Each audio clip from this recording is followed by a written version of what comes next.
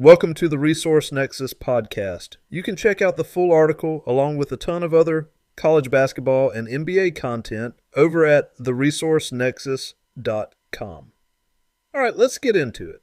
Before I dive in, let me say this up front. I'm not here to be disrespectful, tear anyone down, or pretend I've got all the answers. I study the game, I look at the data, and I give honest takes. You may not agree with everything I say, and that's okay. Basketball debates are supposed to be passionate. All I ask is that you judge the logic and the evidence, not just the emotion. If you disagree, cool, I'll still respect it. Tom Izzo has become the face of resistance in the new era of college athletics, a stubborn guardian of a world that simply doesn't exist anymore.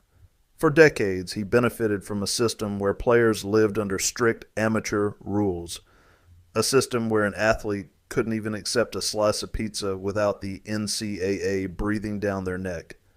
And now, the moment players finally have leverage, rights, and a chance to earn real money, Izzo has branded himself as the sport's front porch philosopher, just out here yelling at clouds. Whether it's the transfer portal or the NIL, he hasn't just disagreed, he has waged a full-blown philosophical war against modern college basketball. He rails against a system that gives players freedom of movement and financial opportunity. And let's be real, a big part of this is that players now have enough power to say no to coaches who used to hold all of the cards. The times changed. Izzo did not. Instead of adapting, he chose to lament the new world and lecture everyone else about it. The hypocrisy of who deserves to play. Izzo's newest outrage is about who supposedly deserves to play college basketball, and honestly, the hypocrisy is wild. We are talking about a 21-year-old G League role player who averaged just 3 points per game. You would think civilization is collapsing with the way some coaches reacted. Meanwhile, these same programs, including some of Izzo's peers, happily welcome older international players who literally played for professional teams overseas. Schools already take athletes who have cashed checks. NIL collectives are paying some transfers more money in 1 year than this kid earned in 3. Kentucky reportedly has a $22 million roster. College football has a 33-year-old punter right now. But suddenly this guy, a fringe G Leaguer who played in front of a few hundred fans, is the line in the sand?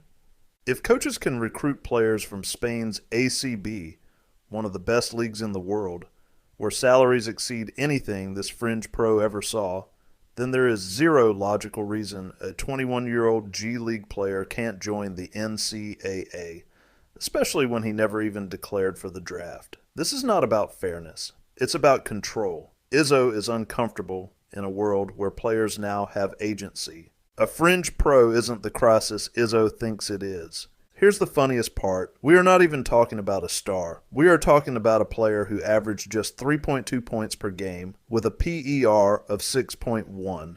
A true G League afterthought. This guy is not changing the trajectory of the sport. He might not even stick in the G League. Odds are he either drops to a lower level league or signs another $40,000 contract and lives on the margins of pro basketball. But to Izzo, this is the doomsday scenario. This is the collapse of college basketball. The sport has transformed dramatically since this kid first chose the G League. But Izzo is still acting like it's 2004, and everyone must live by his personal code of amateur purity. He refuses to recruit internationally. He resents the transfer era. And now he's mad that other coaches can build rosters in ways he refuses to even consider. He dominated for decades, doing things one way. The game evolved, and instead of evolving with it, he sulked. Just last week, he told a CBS reporter that he was done complaining and ready to accept the changes. That lasted, 48 hours, money is flowing, players have freedom, and no coach on earth is putting that genie back in the bottle. Even past legends had to evolve through far bigger transformations, including societal changes like integration, and they adapted or got left behind. That's how the evolution of anything works. Adapt or disappear. Izzo's latest outrage over player eligibility continues a familiar pattern. He called it ridiculous and embarrassing that a 21-year-old former G League player could enter college basketball. He warned that it would somehow harm somebody's son, as if modern roster competition is a moral crisis. But let's be honest here. London Johnson is also somebody's son, and the landscape has changed dramatically in the 3 years since he made his decision. The developmental G League team he joined doesn't even exist anymore. Meanwhile, the kids just a few classes behind him now walk into college with far greater financial opportunities thanks to NIL. So, spare me the crocodile tears. Talented freshmen are still going to play. They're still going to get paid. And if you are actually good, you will always be worth what the market says you are worth. Period. Blaming the system instead of adapting. Instead of adapting, Izzo has chosen a different strategy. He blames administrators, blames lawyers, blames the courts, and he frames the current system as lawless and without rules. But that logic just collapses immediately under basic scrutiny. There are rules. Courts have ruled it on them. He just doesn't like the outcome. He claims it's unfair to the freshmen he recruited. Yet nobody seemed bothered when programs signed older international pros, sixth-year seniors, three-time transfers, waiver guys, or even medical redshirt 24-year-olds. College football literally has a 33-year-old punter right now. J.R. Smith retired from the NBA and was cleared to play college golf. No moral panic, no outrage.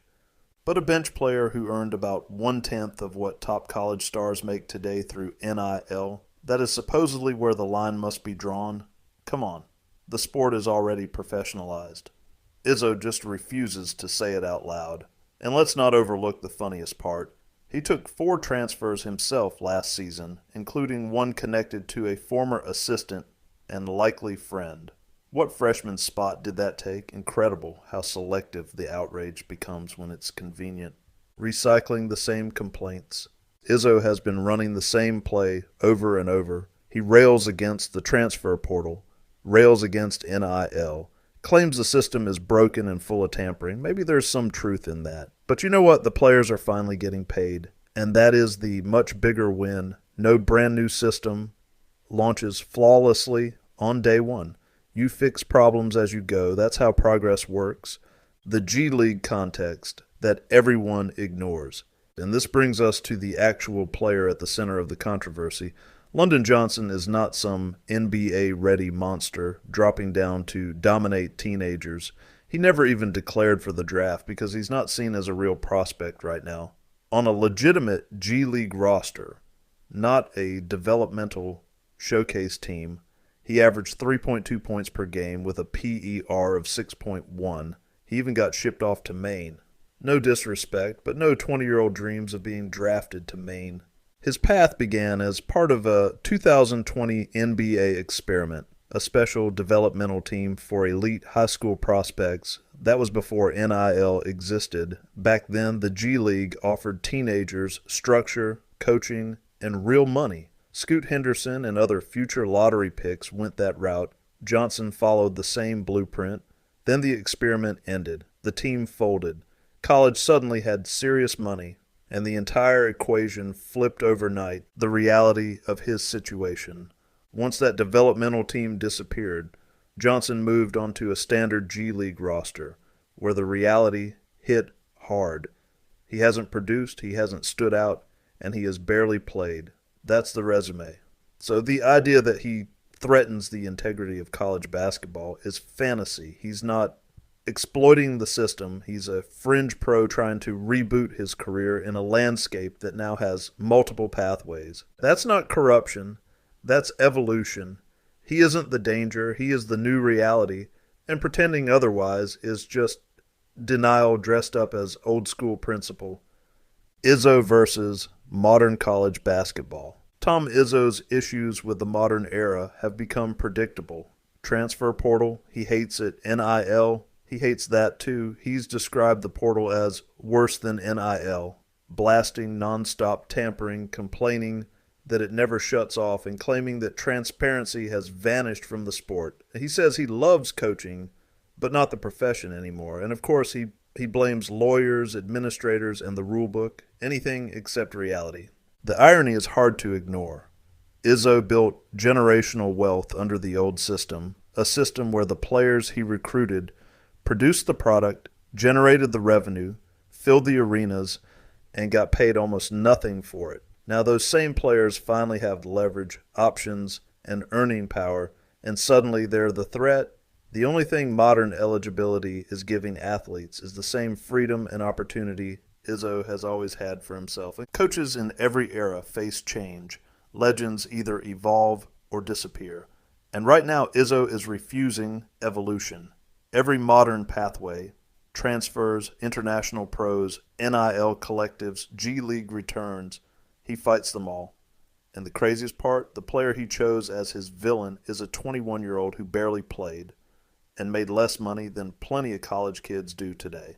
This isn't a disruptor. This is just another young player navigating the same new landscape as everyone else. The paradox of Izzo's success in the modern era. At the end of the day, the choice is simple. Adapt or step aside.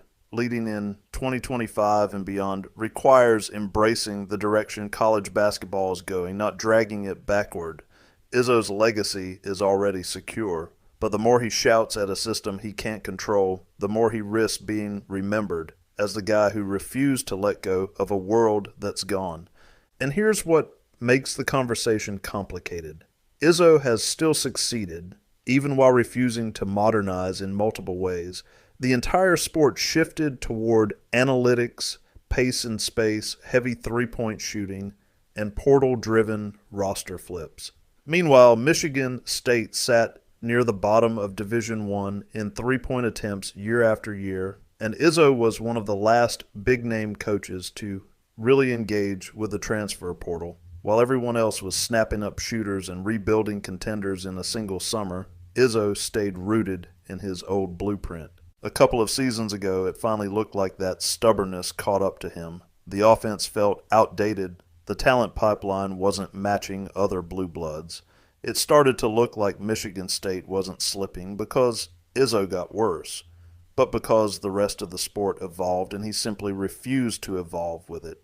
And yet, he kept winning anyway. His team still defended, still rebounded, still executed, still punched above their weight, and overachieved relative to their roster talent. They kept making tournaments. They made deep runs, all while shooting fewer threes than almost everybody and adding fewer high-end transfers than almost anybody. That's the maddening duality of Tom Izzo. On one hand, he has been behind the curve in key areas that define modern basketball. On the other hand, his floor remains incredibly high. Culture, continuity, player development, discipline, those things still matter, and he has mastered them. Very few coaches in America could ignore as much of the modern game as Izzo has and still win as consistently as Izzo does. That's why the debate around him is so bizarre. He has proved you can win without evolving, but you can't win that way forever. At some point, the margin for stubbornness disappears. And maybe deep down, Izzo knows that's what he's fighting against. Not the players, not the portal, not NIL, but the fear that the era of coaches like him is running out of runway.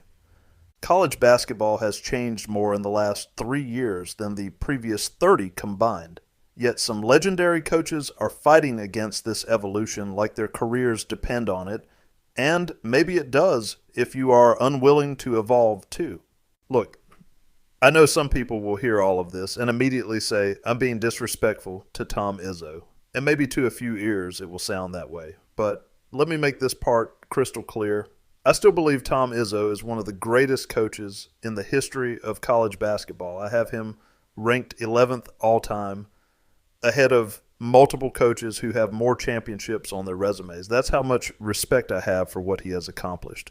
Nothing I've said today changes that. His legacy is real. His impact is undeniable. And you don't accidentally stay relevant for decades in this sport unless you're a true titan of the profession. But you can acknowledge a legend and still be honest about where the game is going and where he has refused to evolve. Both things can be true. I'm not attacking the man. I'm challenging the mindset. Because you don't honor the game by pretending everything is perfect. You honor it by telling the truth, even when it's uncomfortable, especially when it's uncomfortable. Izzo is still great. He's still a Hall of Famer. and he's still capable of winning at a high level. But the sport has changed forever, and the coaches who thrive in this era will be the ones who adapt, not the ones who beg for the past to return. The genie isn't going back in the bottle. The players have leverage now. And that's a good thing, in my opinion. If Izzo ever fully embraces that reality, he could write an entirely new chapter to an already legendary career. But if he doesn't, then history will move forward without him. That's just the truth. Thanks for listening. If you enjoyed this episode, make sure to share and hit me with your thoughts, whether you agree, disagree, or you're somewhere in between. All right, that's a wrap for today. Thanks for tuning in. Hope you got some good insights. If you enjoyed the episode, be sure to like, subscribe, and share it with anyone who'd find it useful. And don't forget to check out the resourcenexus.com for more in-depth analysis. Until next time, check you later. Cool. Guess we'll see you around. All right, check you later. Bye. Wait, man, why are you always such a dork, man? What are you talking Check you about? later. Check you later.